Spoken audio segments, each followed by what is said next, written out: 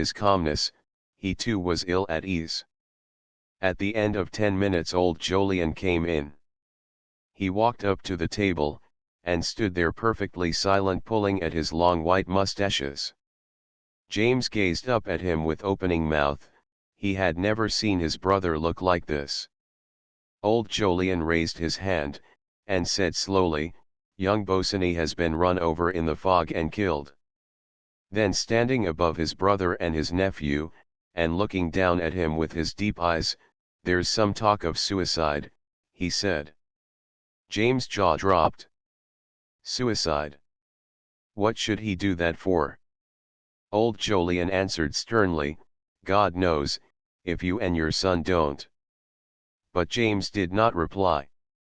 For all men of great age, even for all Forsytes, life has had bitter experiences. The passerby, who sees them wrapped in cloaks of custom, wealth, and comfort, would never suspect that such black shadows had fallen on their roads. To every man of great age, to Sir Walter Bentham himself, the idea of suicide has once at least been present in the anteroom of his soul, on the threshold, waiting to enter, held out from the inmost chamber by some chance reality, some vague fear, some painful hope. To Forsytes that final renunciation of property is hard. Oh! It is hard. Seldom, perhaps never, can they achieve it, and yet, how near have they not sometimes been?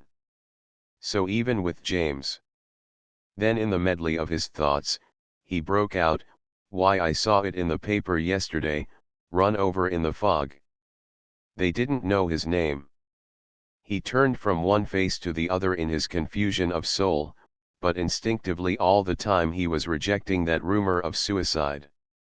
He dared not entertain this thought, so against his interest, against the interest of his son, of every Forsyte. He strove against it, and as his nature ever unconsciously rejected that which it could not with safety accept, so gradually he overcame this fear. It was an accident. It must have been. Old Jolyon broke in on his reverie. Death was instantaneous. He lay all day yesterday at the hospital. There was nothing to tell them who he was. "I am going there now, you and your son had better come too." No one opposing this command, he led the way from the room. The day was still and clear and bright, and driving over to Park Lane from Stanhope Gate, old Jolyon had had the carriage open. Sitting back on the padded cushions, finishing his cigar, he had noticed with pleasure the keen crispness of the air, the bustle of the cabs and people, the strange, almost Parisian, alacrity that the first fine day will bring into London streets after a spell of fog or rain. And he had felt so happy, he had not felt like it for months. His confession to June was off his mind. He had the prospect of his sons, above all, of his grandchildren's company in the future. He had appointed to meet young Jolyon at the Hotchpotch that very morning to discuss it again, and there was the pleasurable excitement of a coming encounter, a coming victory over James and the man of property in the matter of the house. He had the carriage closed now. He had no heart to look on gaiety, nor was it right that Forsytes should be seen driving with an inspector of police. In that carriage the inspector spoke again of the death. It was not so very thick just there. "The driver says the gentleman must have had time to see what he was about. He seemed to walk right into it. It appears that he was very hard up. We found several pawn tickets at his rooms, his account at the bank is overdrawn, and there's this case in today's papers." His cold blue eyes traveled from one to another of the three Forsytes in the carriage.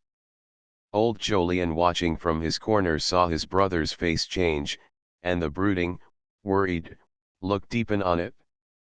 At the inspector's words, indeed, all James' doubts and fears revived. Hard up pawn tickets, an overdrawn account. These words that had all his life been a far-off nightmare to him, seemed to make uncannily real that suspicion of suicide which must on no account be entertained. He sought his son's eye, but lynx-eyed, taciturn, immovable, Soames gave no answering look. And to old Jolyon watching, divining the league of mutual defense between them, there came an overmastering desire to have his own son at his side, as though this visit to the dead man's body was a battle in which otherwise he must single-handed meet those two. And the thought of how to keep John's name out of the business kept whirring in his brain. James had his son to support him. Why should he not send for Joe? Taking out his card case, he penciled the following message: "Come round at once. I've sent the carriage for you." On getting out he gave this card to his coachman, telling him to drive as fast as possible to the Hotchpotch Club, and if Mr. Jolyon Forsyte were there to give him the card and bring him at once. If not there yet, he was to wait till he came. He followed the others slowly up the steps, leaning on his umbrella, and stood a moment to get his breath. The inspector said, "This is the mortuary, sir. But take your time." In the bare, white-walled room, empty of all but a streak of sunshine smeared along the dustless floor, lay a form covered by a sheet. With a huge steady hand the inspector took the hem and turned it back. A sightless face gazed up at them, and on either side of that sightless defiant face the three Forsytes gazed down. In each one of them the secret emotions, fears, and pity of his own nature rose and fell like the rising, falling waves of life, whose wash those white walls barred out now forever from Bosany. And in each one of them the trend of his nature, the odd essential spring, which moved him in fashions minutely, unalterably different from those of every other human being, forced him to a different attitude of thought. Far from the others, yet inscrutably close, each stood thus, alone with death, silent, his eyes lowered. The inspector asked softly, "You identify the gentleman, sir?" Old Jolyon raised his head and nodded. He looked at his brother opposite, at that long lean figure brooding over the dead man, with face dusky red, and strained grey eyes, and at the figure of Soames white and still by his father's side. And all that he had felt against those two was gone like smoke in the long white presence of death. Whence comes it, how comes it death? Sudden reverse of all that goes before, blind setting forth on a path that leads to where? Dark quenching of the fire. The heavy, brutal crushing out that all men must go through, keeping their eyes clear and brave unto the end. Small and of no import, insects though they are. And across old Jolyon's face there flitted a gleam, for Soames, murmuring to the inspector, crept noiselessly away. Then suddenly James raised his eyes. There was a queer appeal in that suspicious troubled look. "I know I'm no match for you," it seemed to say.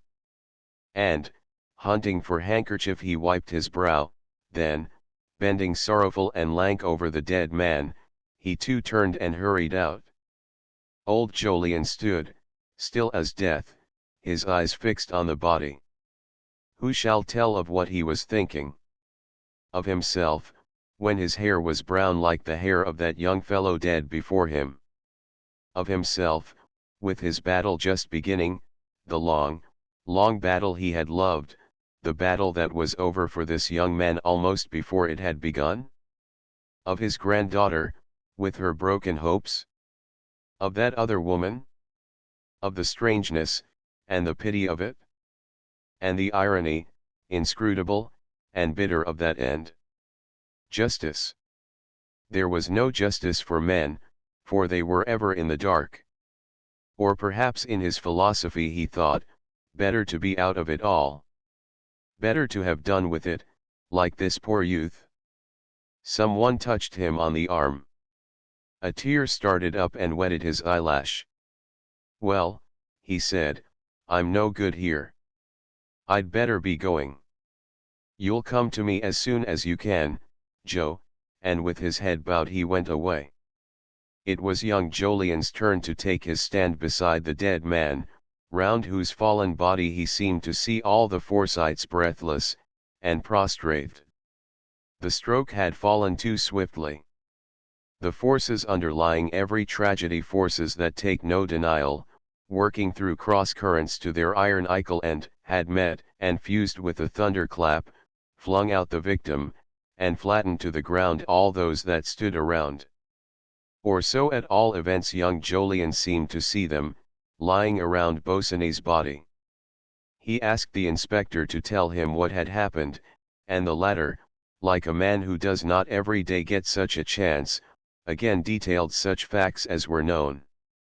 "There's more here, sir, however," he said, "than meets the eye. I don't believe in suicide, nor in pure accident, myself. It's more likely, I think, that he was suffering under great stress of mind, and took no notice of things about him. Perhaps you can throw some light on these." He took from his pocket a little packet and laid it on the table. Carefully undoing it, he revealed a lady's handkerchief, pinned through the folds with a pin of discolored Venetian gold, the stone of which had fallen from the socket. A scent of dried violets rose to young Jolyon's nostrils. "Found in his breast pocket," said the inspector, "the name has been cut away." Young Jolyon with difficulty answered, "I'm afraid I cannot help you." But vividly there rose before him the face he had seen light up, so tremulous and glad, at Bosinney's coming. Of her he thought more than of his own daughter, more than of them all, of her with the dark, soft glance, the delicate passive face, waiting for the dead man, waiting even at that moment, perhaps, still and patient in the sunlight. He walked sorrowfully away from the hospital towards his father's house, reflecting that this death would break up the Forsyte family. The stroke had indeed slipped past their defences into the very wood of their tree. They might flourish to all appearance as before, preserving a brave show before the eyes of London, but the trunk was dead, withered by the same flash that had stricken down Bosinney. And now the saplings would take its place, each one a new custodian of the sense of property. Good forest of Forsytes, thought young Jolyon, soundest timber of our land. Concerning the cause of this death his family would doubtless reject with vigor the suspicion of suicide, which was so compromising. They would take it as an accident, a stroke of fate. In their hearts they would even feel it an intervention of Providence, a retribution, had not Bosinney endangered their two most priceless possessions, the pocket and the hearth. And they would talk of that unfortunate accident of young Bosinney's, but perhaps they would not talk. Silence might be better. As for himself, he regarded the bus driver's account of the accident as of very little value. For no one so madly in love committed suicide for want of money, nor was Bosinney the sort of fellow to set much store by a financial crisis. And so he too rejected this theory of suicide. The dead man's face rose too clearly before him. Gone in the heyday of his summer, and to believe thus that an accident had cut Bosinney off in the full sweep of his passion was more than ever pitiful to young Jolyon. Then came a vision of Soames' home as it now was, and must be hereafter. The streak of lightning had flashed its clear uncanny gleam on bare bones with grinning spaces between, the disguising flesh was gone. In the dining room at Stanhope Gate old Jolyon was sitting alone when his son came in. He looked very wan in his great armchair. And his eyes travelling round the walls with their pictures of still life, and the masterpiece Dutch fishing boats at sunset, seemed as though passing their gaze over his life with its hopes, its gains, its achievements. "Ah, Joe," he said, "is that you? I've told poor little June. But that's not all of it. Are you going to Soames? She's brought it on herself, I suppose, but somehow I can't bear to think of her, shut up there and all alone." And holding up his thin, veined hand, he clenched it. Chapter 9 Irene's return. After leaving James and old Jolyon in the mortuary of the hospital, Soames hurried aimlessly along the streets. The tragic event of Bosinney's death altered the complexion of everything. There was no longer the same feeling that to lose a minute would be fatal, nor would he now risk communicating the fact of his wife's flight to anyone till the inquest was over.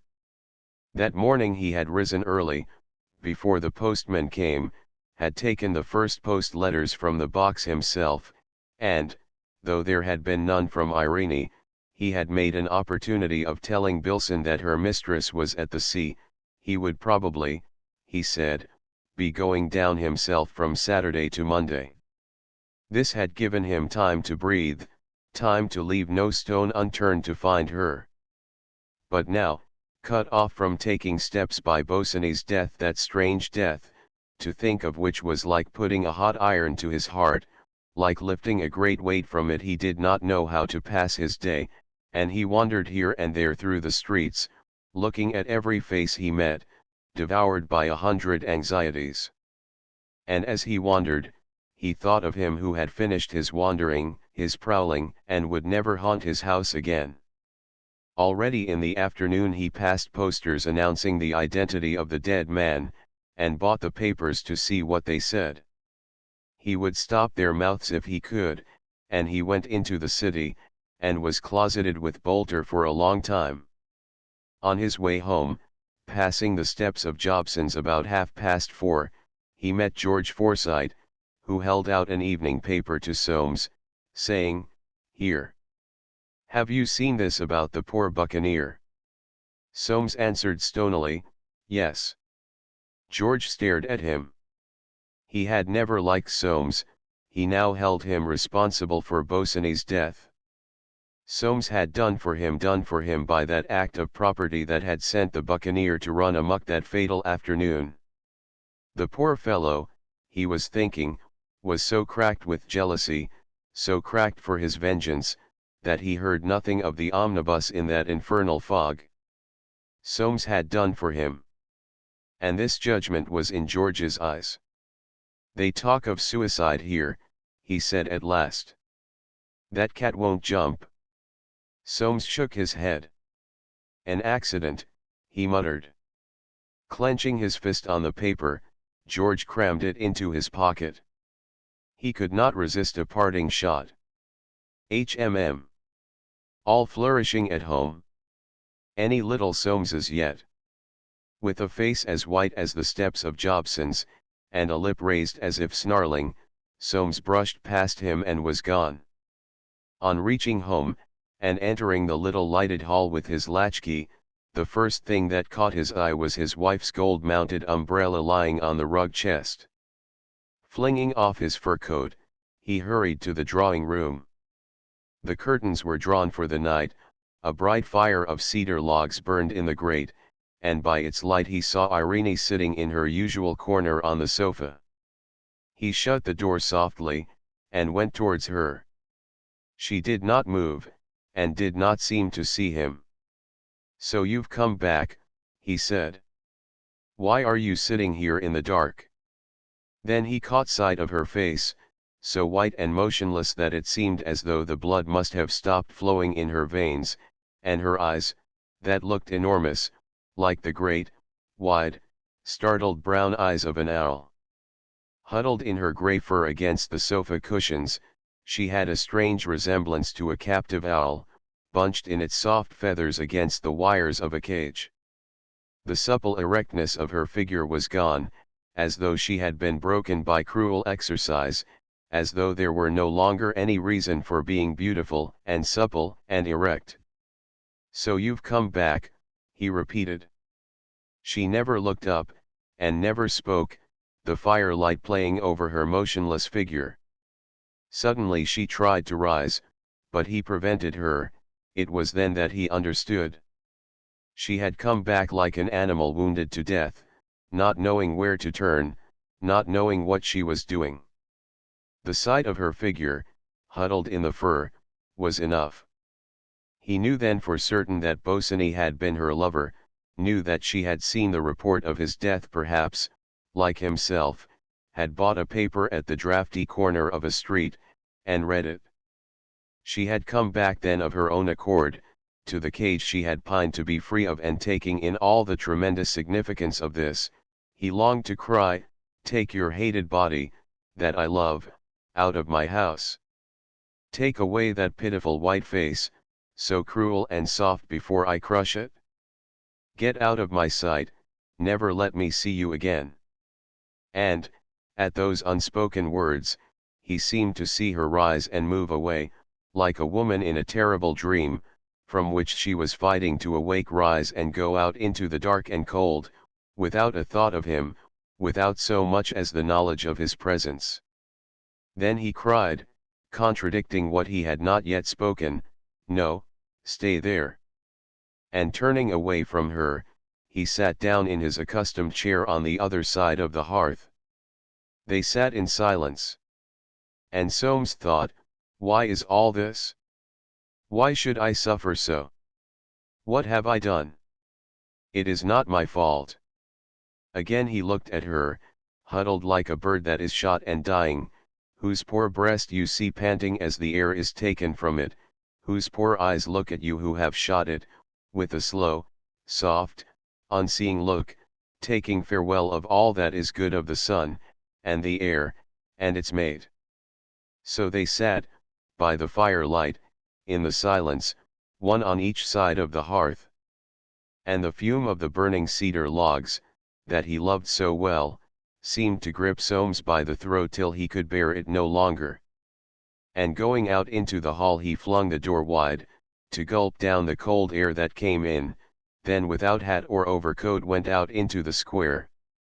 Along the garden rails a half-starved cat came rubbing her way towards him, and Soames thought, suffering, when will it cease, my suffering? At a front door across the way was a man of his acquaintance named Rutter, scraping his boots, with an air of I am master here. And Soames walked on. From far in the clear air the bells of the church where he and Irene had been married were pealing in practice for the advent of Christ, the chimes ringing out above the sound of traffic. He felt a craving for strong drink, to lull him to indifference, or rouse him to fury. If only he could burst out of himself, out of this web that for the first time in his life he felt around him. If only he could surrender to the thought, divorce her, turn her out. She has forgotten you. Forget her. If only he could surrender to the thought, let her go, she has suffered enough. If only he could surrender to the desire, make a slave of her, she is in your power. If only even he could surrender to the sudden vision, what does it all matter? Forget himself for a minute, forget that it mattered what he did, forget that whatever he did he must sacrifice something. If only he could act on an impulse. He could forget nothing, surrender to no thought, vision, or desire. It was all too serious, too close around him, an unbreakable cage. On the far side of the square newspaper boys were calling their evening wares, and the ghoulish cries mingled and jangled with the sound of those church bells. Soames covered his ears. The thought flashed across him that but for a chance, he himself, and not Bosinney, might be lying dead, and she, instead of crouching there like a shot bird with those dying eyes. Something soft touched his legs, the cat was rubbing herself against them. And a sob that shook him from head to foot burst from Soames' chest. Then all was still again in the dark, where the houses seemed to stare at him, each with a master and mistress of its own, and a secret story of happiness or sorrow. And suddenly he saw that his own door was open, and black against the light from the hall a man standing with his back turned. Something slid to in his breast, and he stole up close behind.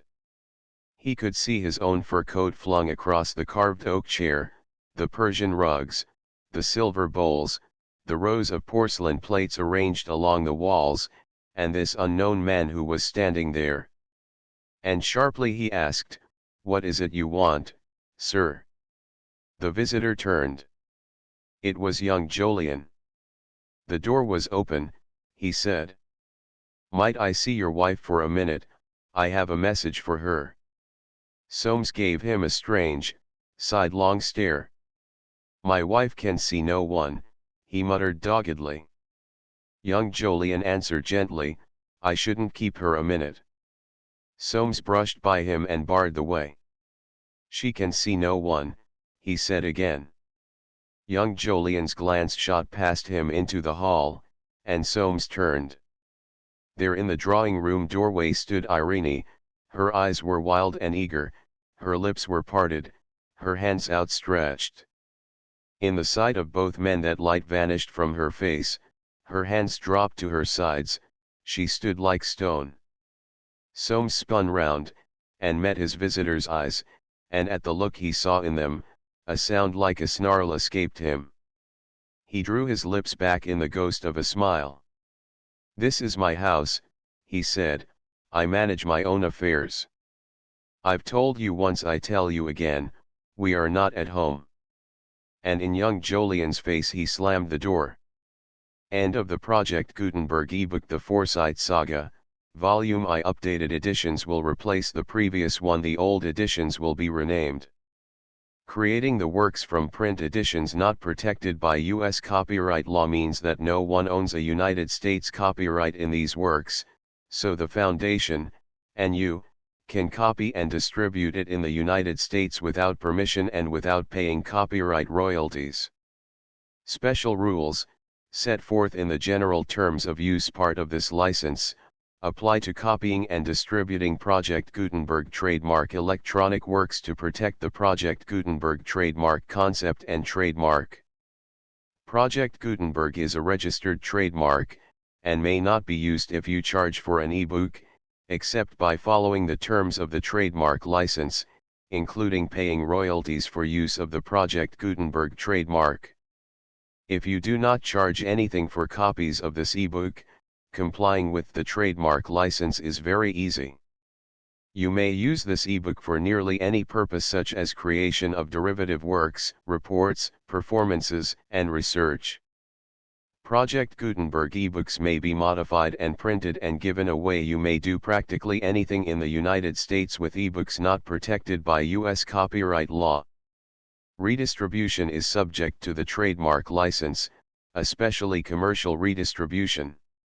Start, full license. The full Project Gutenberg license. Please read this before you distribute or use this work to protect the Project Gutenberg trademark mission of promoting the free distribution of electronic works, by using or distributing this work, or any other work associated in any way with the phrase Project Gutenberg. You agree to comply with all the terms of the full Project Gutenberg trademark license available with this file or online at www.gutenberg.org/license. Section 1. General Terms of Use and Redistributing Project Gutenberg Trademark Electronic Works 1.a. By reading or using any part of this Project Gutenberg trademark electronic work, you indicate that you have read, understand, agree to and accept all the terms of this license and intellectual property, trademark/copyright, agreement. If you do not agree to abide by all the terms of this agreement, you must cease using and return or destroy all copies of Project Gutenberg trademark electronic works in your possession. If you paid a fee for obtaining a copy of or access to a Project Gutenberg trademark electronic work and you do not agree to be bound by the terms of this agreement, you may obtain a refund from the person or entity to whom you paid the fee as set forth in paragraph 1.e.8. 1.b. Project Gutenberg is a registered trademark.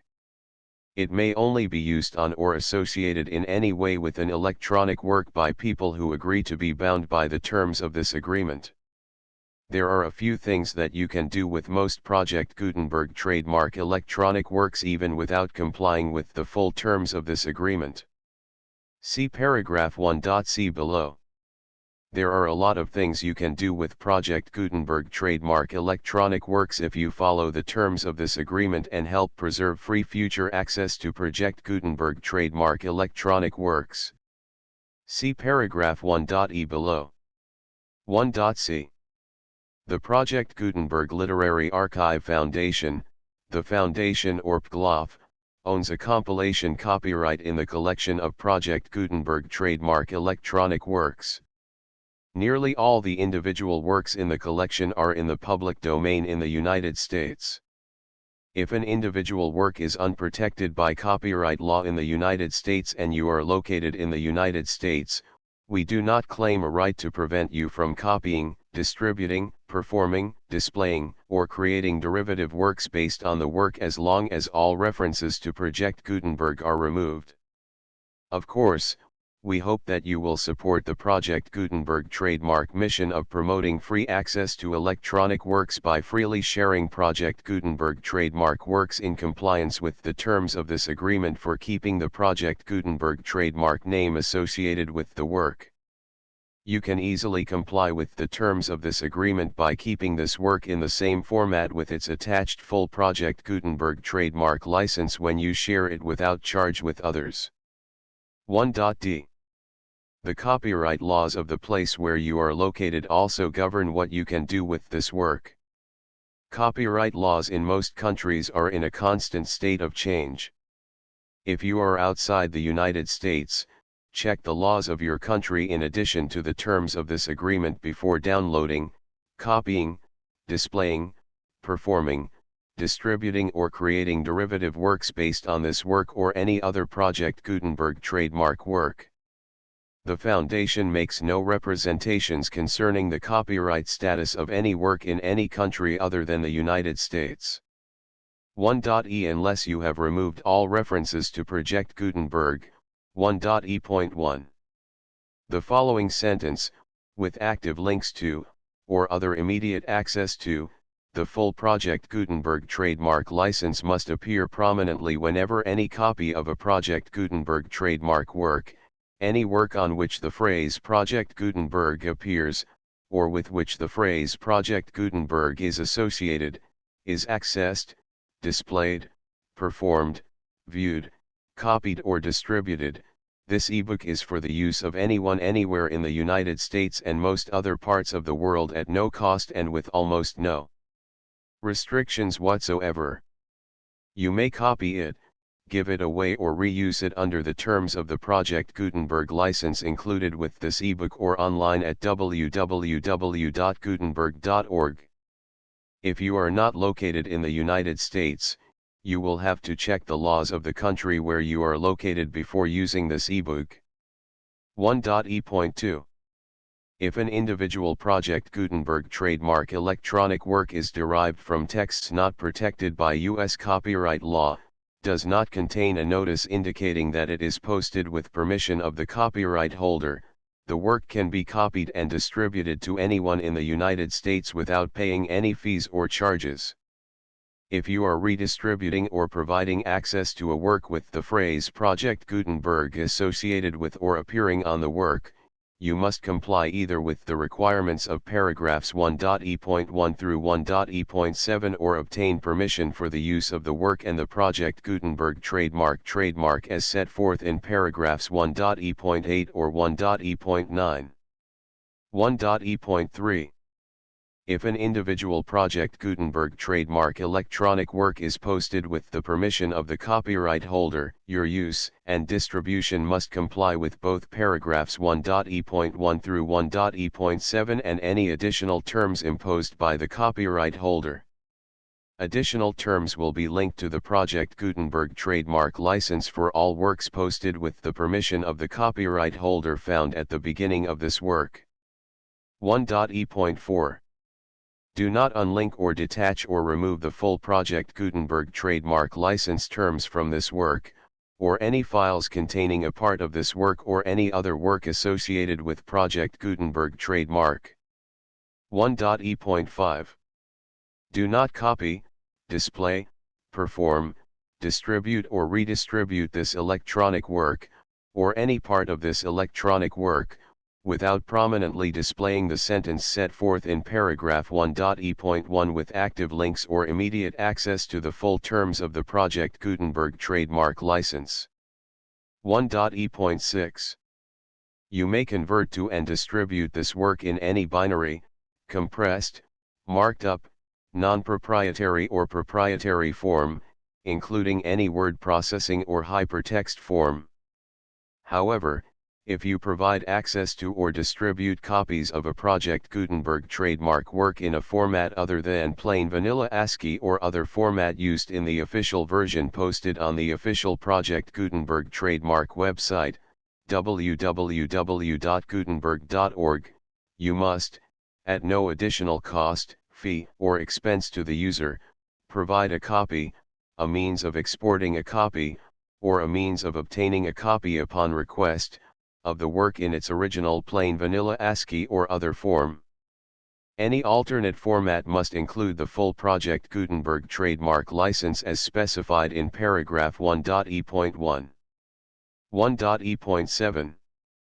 Do not charge a fee for access to, viewing, displaying, performing, copying or distributing any Project Gutenberg trademark works unless you comply with paragraph 1.e.8 or 1.e.9. 1.e.8. You may charge a reasonable fee for copies of or providing access to or distributing Project Gutenberg trademark electronic works provided that, you pay a royalty fee of 20% of the gross profits you derive from the use of Project Gutenberg trademark works calculated using the method you already use to calculate your applicable taxes. The fee is owed to the owner of the Project Gutenberg trademark, but he has agreed to donate royalties under this paragraph to the Project Gutenberg Literary Archive Foundation. Royalty payments must be paid within 60 days following each date on which you prepare, or are legally required to prepare, your periodic tax returns.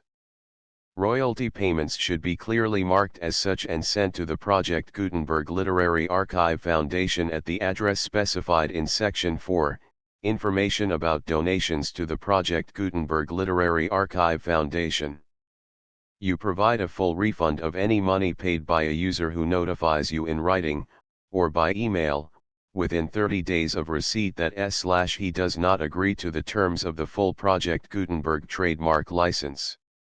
You must require such a user to return or destroy all copies of the works possessed in a physical medium and discontinue all use of and all access to other copies of Project Gutenberg trademark works. You provide, in accordance with paragraph 1.f.3, a full refund of any money paid for a work or a replacement copy, if a defect in the electronic work is discovered and reported to you within 90 days of receipt of the work. You comply with all other terms of this agreement for free distribution of Project Gutenberg trademark works. 1.e.9. If you wish to charge a fee or distribute a Project Gutenberg trademark electronic work or group of works on different terms than are set forth in this agreement, you must obtain permission in writing from the Project Gutenberg Literary Archive Foundation, the manager of the Project Gutenberg trademark. Contact the Foundation as set forth in Section 3 below. 1.f.1.f.1. Project Gutenberg volunteers and employees expend considerable effort to identify, do copyright research on, transcribe and proofread works not protected by U.S. copyright law in creating the Project Gutenberg trademark collection. Despite these efforts, Project Gutenberg trademark electronic works, and the medium on which they may be stored, may contain defects, such as, but not limited to, incomplete, inaccurate or corrupt data, transcription errors, a copyright or other intellectual property infringement, a defective or damaged disk or other medium, a computer virus, or computer codes that damage or cannot be read by your equipment. 1.f.2. Limited warranty, disclaimer of damages, except for the right of replacement or refund described in paragraph 1.f.3, the Project Gutenberg Literary Archive Foundation, the owner of the Project Gutenberg trademark, and any other party distributing a Project Gutenberg trademark electronic work under this agreement, disclaim all liability to you for damages, costs, and expenses, including legal fees. You agree that you have no remedies for negligence, strict liability, breach of warranty or breach of contract except those provided in paragraph 1.f.3. You agree that the Foundation, the trademark owner, and any distributor under this agreement will not be liable to you for actual, direct, indirect, consequential, punitive, or incidental damages even if you give notice of the possibility of such damage. 1.f.3 Limited right of replacement or refund. If you discover a defect in this electronic work within 90 days of receiving it, you can receive a refund of the money, if any, you paid for it by sending a written explanation to the person you received the work from.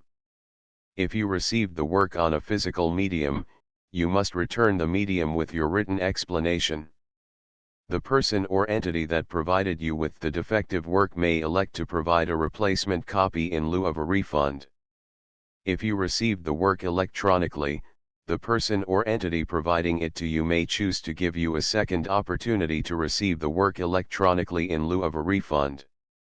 If the second copy is also defective, you may demand a refund in writing without further opportunities to fix the problem. 1.f.4 Except for the limited right of replacement or refund set forth in paragraph 1.f.3, this work is provided to you as is, with no other warranties of any kind, express or implied, including but not limited to warranties of merchantability or fitness for any purpose. 1.f.5 Some states do not allow disclaimers of certain implied warranties or the exclusion or limitation of certain types of damages. If any disclaimer or limitation set forth in this agreement violates the law of the state applicable to this agreement, the agreement shall be interpreted to make the maximum disclaimer or limitation permitted by the applicable state law. The invalidity or unenforceability of any provision of this agreement shall not void the remaining provisions. 1.f.6 Indemnity. You agree to indemnify and hold the foundation, the trademark owner, any agent or employee of the foundation, anyone providing copies of Project Gutenberg trademark electronic works in accordance with this agreement, and any volunteers associated with the production, promotion, and distribution of Project Gutenberg trademark electronic works, harmless from all liability, costs, and expenses, including legal fees, that arise directly or indirectly from any of the following which you do or cause to occur. A. Distribution of this or any Project Gutenberg trademark work. B. Alteration, modification, or additions or deletions to any Project Gutenberg trademark work, and C. Any defect you cause. Section 2. Information about the mission of Project Gutenberg trademark. Project Gutenberg trademark is synonymous with the free distribution of electronic works in formats readable by the widest variety of computers including obsolete, old, middle-aged, and new computers. It exists because of the efforts of hundreds of volunteers and donations from people in all walks of life. Volunteers and financial support to provide volunteers with the assistance they need are critical to reaching Project Gutenberg trademark's goals and ensuring that the Project Gutenberg trademark collection will remain freely available for generations to come. In 2001, the Project Gutenberg Literary Archive Foundation was created to provide a secure and permanent future for Project Gutenberg trademark and future generations. To learn more about the Project Gutenberg Literary Archive Foundation and how your efforts and donations can help, see sections 3 and 4 and the Foundation information page at www.gutenberg.org. Section 3. Information about the Project Gutenberg Literary Archive Foundation. The Project Gutenberg Literary Archive Foundation is a non-profit 501(c)(3) educational corporation organized under the laws of the state of Mississippi and granted tax-exempt status by the Internal Revenue Service. The Foundation's IN or Federal Tax Identification Number is 64-6221541. Contributions to the Project Gutenberg Literary Archive Foundation are tax-deductible to the full extent permitted by U.S. federal laws and your state's laws. The Foundation's business office is located at 809 North 1500 West, Salt Lake City, Utah 84116801596-1887. Email contact links and up-to-date contact information can be found at the Foundation's website and official page at www.gutenberg.org/contact section 4. Information about donations to the Project Gutenberg Literary Archive Foundation. Project Gutenberg trademark depends upon and cannot survive without widespread public support and donations to carry out its mission of increasing the number of public domain and licensed works that can be freely distributed in machine-readable form accessible by the widest array of equipment including outdated equipment. Many small donations, $1 to $5,000, are particularly important to maintaining tax-exempt status with the IRS. The Foundation is committed to complying with the laws regulating charities and charitable donations in all 50 states of the United States. Compliance requirements are not uniform and it takes a considerable effort, much paperwork, and many fees to meet and keep up with these requirements. We do not solicit donations in locations where we have not received written confirmation of compliance. To send donations or determine the status of compliance for any particular state, visit www.gutenberg.org/donate. While we cannot and do not solicit contributions from states where we have not met the solicitation requirements, we know of no prohibition against accepting unsolicited donations from donors in such states who approach us with offers to donate. International donations are gratefully accepted, but we cannot make any statements concerning tax treatment of donations received from outside the United States. U.S. laws alone swamp our small staff. Please check the Project Gutenberg web pages for current donation methods and addresses. Donations are accepted in a number of other ways including checks, online payments, and credit card donations. To donate, please visit www.gutenberg.org/donate. Section 5. General information about Project Gutenberg trademark electronic works. Professor Michael S. Hart was the originator of the Project Gutenberg trademark concept of a library of electronic works that could be freely shared with anyone. For 40 years, he produced and distributed Project Gutenberg trademark ebooks with only a loose network of volunteer support.